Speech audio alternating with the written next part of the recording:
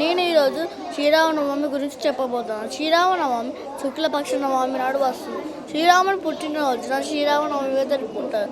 ఈ పండుగ రోజు వాడవాడ రామాలయాల్లో సీతారాముల కళ్యాణం చేస్తారు. ముఖ్యంగా భద్రాచలంలో సీతారాముల కళ్యాణం అంగరంగ వైభవంగా నిర్మిస్తారు. మన రాష్ట్ర ముఖ్యమంత్రి ఆ రోజు ముత్యాల తలంబరను స్వామివారికి సమర్పిస్తారు.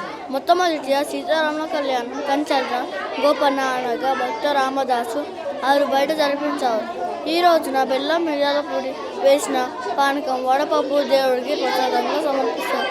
పరిపూర్ణ మానవుడికి ఉండవలసిన అన్ని లక్షణాలు శ్రీరాములో ఉన్నాయి కనుక శ్రీరామనవమి పండుగను జరుపుకొని శ్రీరాముని దేవుడిగా కొలుస్తారు. ఈరోజు హనుమాన్ జయంతి గురించి చెప్పబోతున్నాను.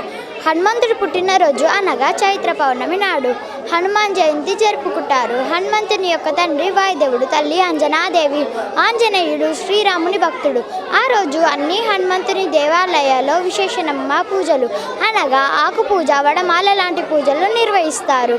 హనుమంతుని దేవాలయాల్లో సింధూరం ఉంటుంది. అలా ఉండడానికి కారణం ఏమనగా ఒకసారి సీతాదేవి తన నుదుటిన పెట్టుకుంటున్న సింధూరం ఆంజనేయుడు చూసి ఎందుకు పెట్టుకుంటున్నారని సీతాదేవిని అడిగాడు. దానికి తన భర్త సుదీర్ఘకాలం జీవించి ఉండాలని సీత చెబుతుంది. దానితో ఆంజనేయుడు తన శరీరం అంతా సింధూరం రాసుకుంటాడు. సీతాదేవికి సమాధానం చెబుతాడు. అందుకనే హనుమంతుని దేవాలయాల్లో కుంకుమ బదులు సింధూరం ఉంటుంది.